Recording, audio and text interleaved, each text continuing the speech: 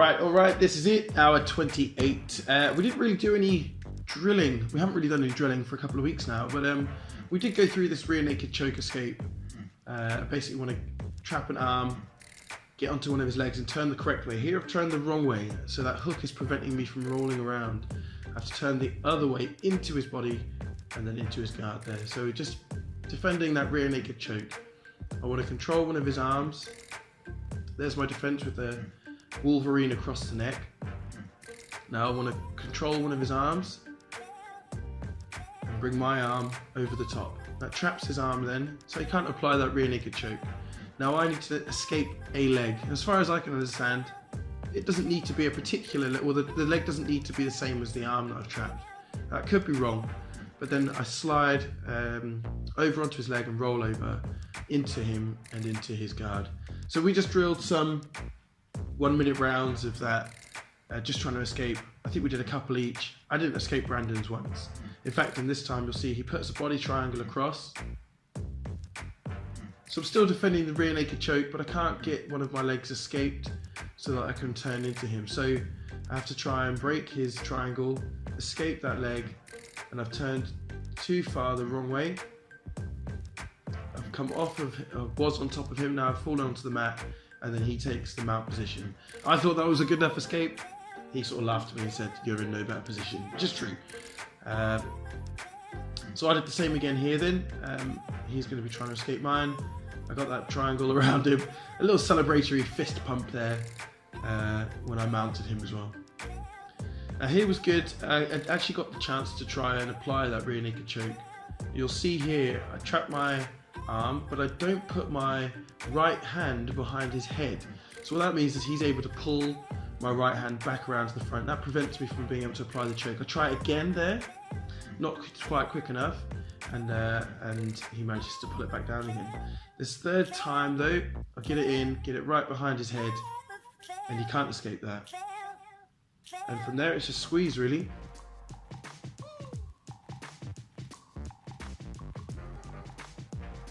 Which obviously he doesn't want to do. There we go. Alright, and trying it again. And this time again managing to get into that mount position. Alright, so we're just going to go straight into some rolling. So I'll start off here with Brandon. Trying to control his head, keep his posture down, not being able to let him get up. And then if I could have got both my legs either side of him there and pulled him into my guard, I'd have been able to put in a guillotine choke. Unfortunately not. And I end up in a half guard sort of thing there.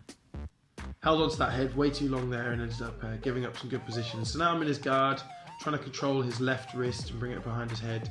He's trying to triangle. I've gone for the can opener and he's just taught me a brand new defense for it, which is pushing my chin straight up into the air. And then also bringing his legs across. It prevents me from applying that pressure on the back of his neck. And also I need to escape my arms there in case he goes for a submission. Now I'm attacking the turtle. No idea what I'm doing. I've got one knee in, the knee at the back there. And here's where I mess up. If I just brought my right leg over his head, I would have had an arm bar in there. You can see as my head hits the carpet there, I realised afterwards that that's exactly what I could have done. Not too much happened in that roll, so we move on to Ollie.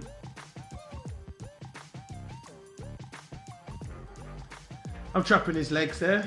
Probably not very comfortable, but I'm using my shin to sort of, and my ankle to prevent that. But I end up in his guard anyway. We're just slightly off screen here. I managed to escape his guard, and actually as I'm trying to do that, he's almost got a submission. So I pretty much run away. Here I'm going for a guillotine again, but I'm inside his guard, so it's not going to be too good. What I want to do then is I want to try and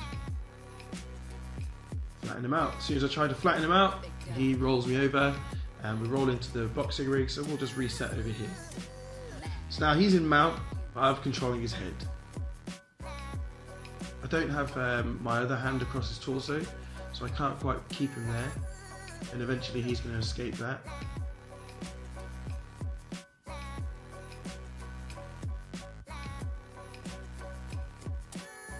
And as he escapes it, I will try to roll back over. I end up in his guard, and then I wouldn't mind getting a head and arm choke in here. But again, I'm in his guard, so To get that head and arm choke, I need to get out of the guard. So that's going to be my main priority. And as I think about the guard, I let go of the hand, and he's able to get himself into a good position. And it's really just for me giving up good positions and getting into worse ones. Now he's got a knee across my chest. He goes for the flick of the legs to try and sweep me, unsuccessfully though. I escape his half guard, but only just. He's got his knee there across my belly still, so I can't quite get into side control. I'm going to drop a hip right in there and take that side control.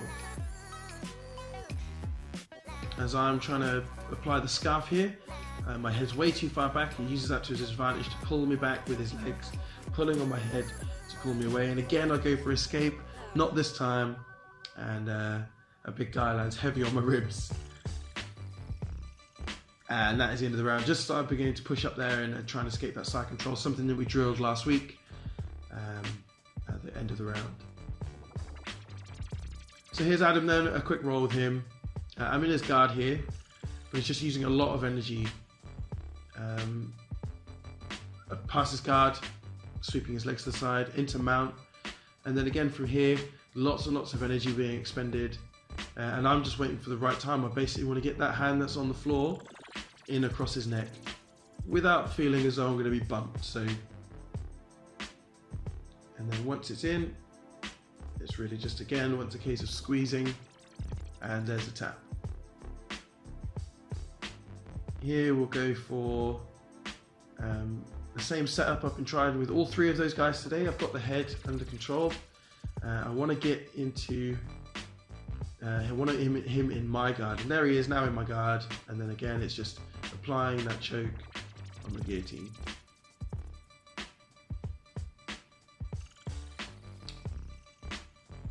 So we reset, and then I'm just going to put him straight into my guard here. A little bit too easily perhaps. He's using his elbows to try and defend that one there. To try and push it open. He does well to push it open, stacking me over onto my shoulders.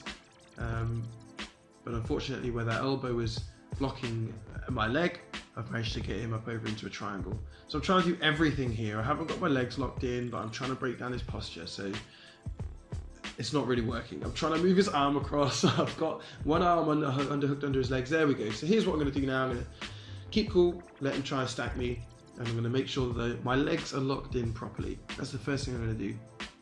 Once they're locked in, I'm going to move myself out from underneath him, and then I'm going to be trying to go and roll over just to try and break his posture. It doesn't work, so now I'm going to underhook on his leg, and that's keeping his posture down.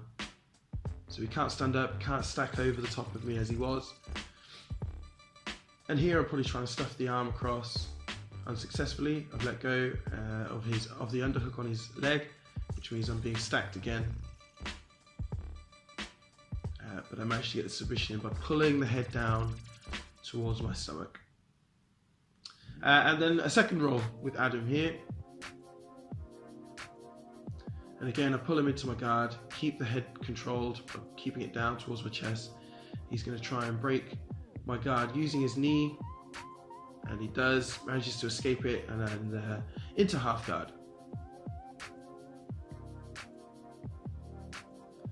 Managed to get out of that half guard into full, and you stand up, back down. I'm going to try and go for that Kimura, but I do it so often now, I think everybody sort of expects it. And again there, he's managed to escape a leg out of my guard, back into half guard, and then I've managed to re-guard again. Tried to get the roll over unsuccessfully. We end up coming away from each other, and now I end up in his guard. He's doing a good job there of keeping my head down. I want to get inside. He takes his arms away for some reason, and then I'm going for that can opener again. So the elbows right into the chest, and then the head pulling down towards your own stomach. Very painful. It's a big strain on the back of your neck. Brandon talking him through that defense there by pushing up onto the chin. And I think all of these rolls are coming pretty much back to back. So it's pretty tired just holding on to that. He's probably unlikely to tap as well. I don't really want to hurt him. Here, a really good triangle attempt. And again, Brandon just talking through if the triangle's not on, he can trap the arm that I'm using to point with into an armbar, just bringing his right leg around to the right side of my body, and he would have had a triangle there, an armbar there. I managed to get my arm inside of his guard and re-guarded to a safer place than that triangle / armbar attempt. And again with the can opener, this time a good defense with it, pushing up on my chin. He's got the knee across the belly as I try to escape the guard, and he goes for a sweep. I'm controlling his ankle here. What I should have done is got both my arms underneath and sort of hooked two double underhooks and swept his legs away. Unfortunately not. I end up in sort of trying to get back into guard. My foot's trapped underneath him. I think we just stay there like that until the end of the round. Just there. That's it for hour 28. Join me next week for hour 29. See you there.